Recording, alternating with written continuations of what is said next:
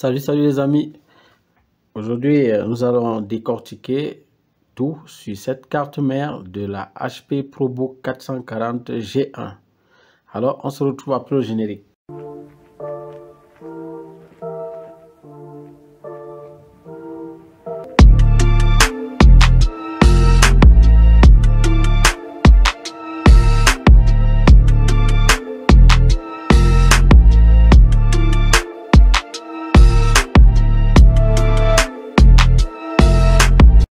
Sur la carte mère et là je vous présente rapidement les éléments. Donc nous avons ici les slots de RAM de cette carte mère. Nous avons là 2 slots. Alors pour ces slots là, ce qu'il faut savoir, c'est elles prennent du DDR3L. Elles prennent du DDR3L. Et la deuxième information, le maximum qu'elles peuvent porter sur chacun de ces slots, c'est 8 Go. Donc, c'est une RAM de 8 Go. Donc, n'allez pas au-delà, les amis. Si vous allez au-delà, évidemment, vous allez créer d'autres problèmes au niveau du processeur. Donc, c'est très important de le savoir. Alors, il y a des gens qui se mettent à utiliser du DDR3 à la place du DDR3L. Donc, prenez la peine de vérifier toujours le type de RAM qui doit entrer sur votre carte mère. Donc, ne mettez pas les RAM au hasard. Vous savez, les RAM DDR3 et DDR3L ont pratiquement la même forme. Vous voyez là, nous avons les deux barrettes de RAM. Et vous voyez bien, celle qui est en bleu, c'est du DDR3L. Et là, vous voyez, c'est écrit PC3L. Et la fréquence aussi également est importante. Ici, nous avons du 12800 et en bas, nous avons également du 12800. Bon, donc la fréquence est importante. Tenez compte également de ça. Pourtant, la RAM en verte, vous voyez, c'est du PC3. Donc, remarquez qu'il n'y a pas le L. Pourtant, dans celle en bleu, on a bien le PC3L. Donc, faites attention lorsque vous mettez des RAM sur votre carte mère. Donc, tenez compte du type de RAM qu'elle doit accueillir, qu'elle peut supporter. Et tenez compte également de la capacité, du maximum qu'elle peut prendre. Au niveau de la taille de ces RAM-là, vous voyez que la capacité de ces RAM, nous avons 4 gigabits pour celle en bleu et 2 gigabits pour celle en vert. Voilà les amis pour les RAM. Voilà quelques informations que vous pouvez savoir. Un autre élément ici sur cette carte mère, sachez que c'est le processeur qui va gérer la RAM. Donc, c'est le processeur qui va gérer la RAM. Donc, ça, c'est un élément important à savoir au niveau de cette carte mère. Autre chose au niveau de ces slots de RAM, sachez que au niveau de ces slots de RAM, nous avons plusieurs départements. Tout ce que vous voyez là comme pin, il y a comme ça plusieurs fonctions sur ces pins là. Ce que vous devez savoir, c'est que au niveau de ces slots de RAM, on a plusieurs tensions qui doivent entrer là-bas de ce côté-là pour pouvoir alimenter la RAM. Déjà, la première tension qui est la tension phare, cette tension-là sort évidemment de cette petite bobine. Cette bobine qui est juste à côté, c'est la bobine de la RAM. C'est donc elle qui alimente un secteur de ce slot de la RAM avec une tension de 1.35 volts. 1.35 volts. Sachez également que ce slot de la RAM est alimenté également en 3 volts. Il est également alimenté en 3 volts. Et l'ampérage qu'on a dans cette zone-ci est de 2.48. Donc on a 2.48 ampères dans cette zone-ci. C'est 2.48 ampères. Vous devez savoir qu'également nous avons un département de la masse, également ici. On a une grande partie des pins qui sont reliés à la masse. On en a également qui sont reliés aux deux alimentations dont j'ai parlé, c'est-à-dire le 1.35 volts, le 3.3 volts également qui entre ici à l'intérieur.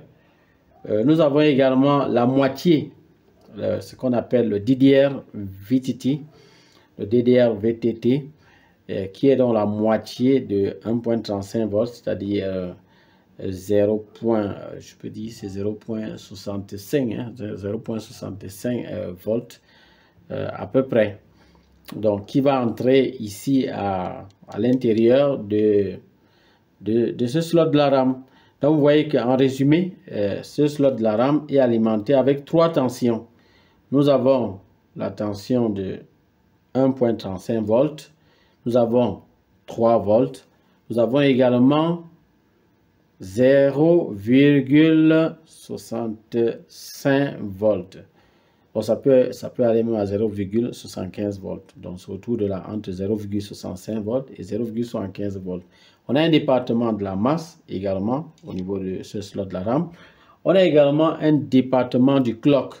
Donc, sachez qu'il y a un département de clock ici qui permet à la RAM de fonctionner à un certain rythme, donc une certaine synchronisation au niveau de la RAM. Nous avons également un département du data, c'est-à-dire une communication d'information entre la RAM et le processeur, par exemple. Donc, voilà quelques éléments que nous avons à ce niveau-ci. Nous allons continuer toujours au niveau de la RAM. Eh bien, toujours concernant la RAM, juste à côté de la RAM, vous aurez généralement cette puce-là, une puce qui sera placée juste à côté. Ici, nous avons le U3. Bon, en fait, ce composant n'est pas présent sur cette carte. Bon, mais sachez que ce U3-là, il est chargé en réalité de recueillir la température qu'il y a au niveau de ce slot de la RAM. Lorsque la machine est en train de fonctionner, donc lorsque vous avez mis les RAM là, ça recueille la température et lorsqu'il y a un souci, ça communique donc avec la puce iOS, qui est à ce niveau-ci. Ici, la marque, le fabricant de cette puce iOS, c'est Ene. Donc, ça va donc communiquer, cette puce-là va donc recueillir les informations au niveau de la température qu'il y a à ce niveau-ci, au niveau de ces slots de la RAM, et communiquer avec la puce iOS pour l'informer concernant la température qu'il y a de ce côté. Évidemment, si la température va au-delà de ce qui est de la normale, alors évidemment, la puce iOS, le sachant, va informer le PCH pour lui dire, OK, sache que la température au niveau de la RAM est au-delà de la normale. Et là, dans ce cas, qu'est-ce qui va se passer? Le PCH va donc donner l'ordre à la puce iOS de stopper la machine, Et la puce iOS va donc stopper les buck converters l'un après l'autre. Et on aura juste une tension d'alimentation au niveau de la résistance de charge. Et la machine sera arrêtée, stoppée. Et là, ça permet de prévenir comme ça plusieurs dégâts sur la carte mère. Donc, sachez que l'un des éléments sensibles sur ces cartes mères, c'est bel et bien la chaleur. Donc, voilà pourquoi il y a un système de contrôle de la température sur ces cartes mères. Sachez que dans le secteur, toujours concernant la RAM, nous avons une partie de la fabrication de la tension qui va alimenter cette RAM. Je vous ai parlé tout à l'heure de plusieurs tensions qui devaient entrer au niveau de ces slots de la RAM. Nous avons parmi ces tensions, je vous ai parlé de la tension 1.35 volts. Ici, dans ce cas-ci, sachez que cette tension de 1.35 volts va être fabriquée. Elle va être fabriquée. Arrêtez, comment est-ce qu'elle va sortir, cette tension-là? Nous aurons une puce. Cette puce-là, c'est tout simplement celle-ci. Vous voyez là devant vous, le PU1.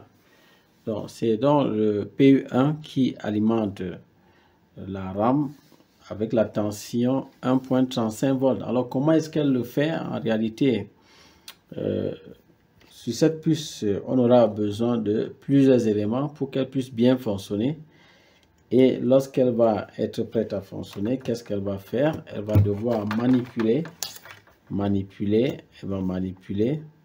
ces MOSFET que vous voyez. Donc, ces deux MOSFET que vous voyez. Elle va manipuler ces deux MOSFET. Et puis, nous aurons la tension qui sera produite sur la PL22. Donc, sur la bobine PL22. Donc, voilà comment... 21, pardon. Donc, PL21. Sur la bobine PL21. Donc, voilà comment les choses vont devoir fonctionner. Si vous voulez d'amples informations concernant le fonctionnement de cette partie de la RAM, comment elle est alimentée, quelles sont les différentes tensions, la passe par quels endroits, comment savoir qu'il y a une panne au niveau de la RAM. Tout cela est donné dans nos formations. Nous entrons en profondeur là-dessus. Les différents endroits où viennent ces tensions qui vont alimenter la RAM, parce que sachez que vous pouvez avoir un souci au niveau du démarrage de votre carte mère juste parce que la RAM n'est pas correctement alimentée. C'est ce que vous devez savoir. Un autre élément, vous pouvez avoir également des soucis au niveau de l'affichage juste parce qu'il y a certains départements où les signaux qu'il fallait recevoir au niveau de cette RAM ne sont pas présents. Tout cela, nous en parlons dans nos formations.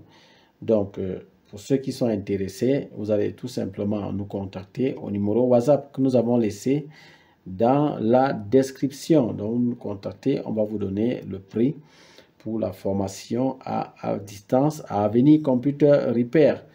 Voilà les amis, c'est tout pour cette vidéo. Nous allons nous arrêter ainsi. Et pour ceux qui sont nouveaux sur notre chaîne, nous vous prions de vous abonner.